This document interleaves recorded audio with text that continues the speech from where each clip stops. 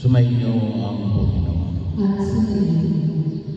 Ang mabuting balita ng Panginoon ayon kay San Lucas. Papuri sa iyo, Panginoon.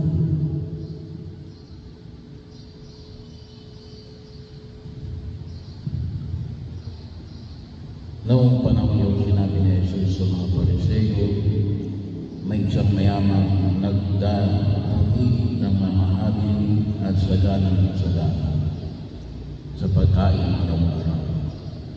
At may isa namang pulubing na nanganang Lazaro, dagdag ang sugat at nakalupasay sa may pintuan ng mayaman upang mahulog.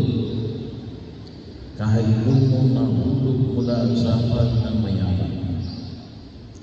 At do'y nilalapitan siya ng aso at ginigilaan ng kanyang mga sugat. Namatay ang pulubing at dinala ng mga anghel sa piling ni Abraham. Namatay rin ang mayaman at inilibing sa gitna ng kanyang pagdurusa sa Hades. Tumingala ang mayaman at kanyang matanaw sa malayo si Abraham, kapiling ni Lazaro.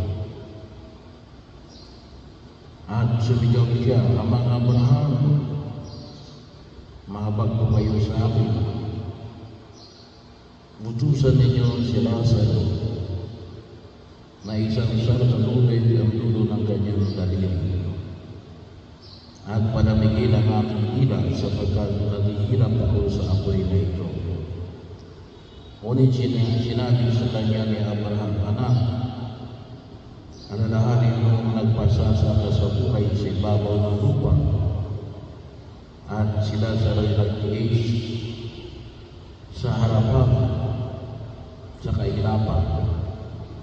Ngunit ngayon inaalin siya rito, samantalang ikaw na may nagtutusan.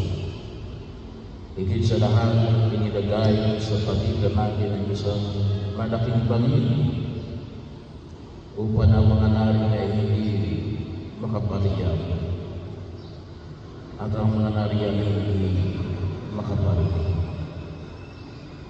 At sinabi ng mayaman, kung gayon po ang Abraham, ipinamamanin ko sa iyong papuntahin si Lazaro sa bahay ng aking ama.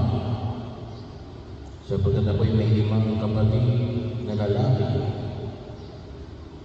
Paparoonin na ninyo siya upang balaan sila at nang hindi sila umanto sa daang ito ng pagdudusa. Ngunit sinabi sa kanya ni Abraham, na sa kanila mga isinulat ni Moises at ng mga propeta, pakinggan nila ang mga iyon. Hindi po sapat ang mga iyon tungkol niya. Ngunit kung pumunta sa kanila isang babae ng muling nabuhay, dadalagdag nila kayo ng mga kasalanan.